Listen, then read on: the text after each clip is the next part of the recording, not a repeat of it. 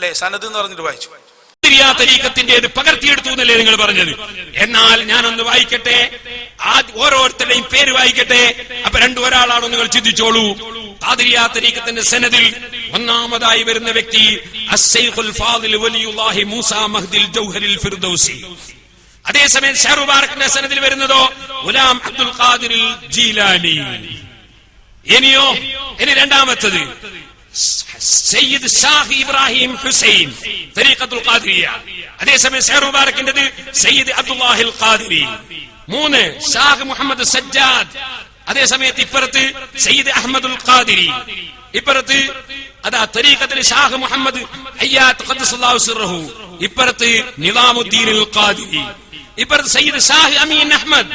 അതിന്റെ നേരെ ഇപ്പുറത്ത് അതിന്റെ മറുവശത്ത് ഷഹർ മുബാറക്കിൽ വരുന്നത് ഇമാമുദ്ദീനുൽ ഖാദിരി.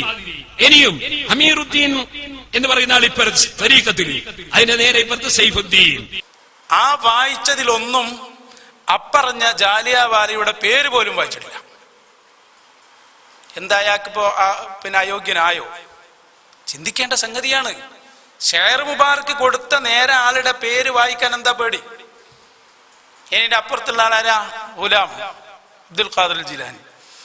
ജീവിതത്തിൽ ആകെ അയാളെ കണ്ടിട്ടുള്ള തോട്ടുമുഖം സക്കാഫി മാത്രമായിരിക്കും.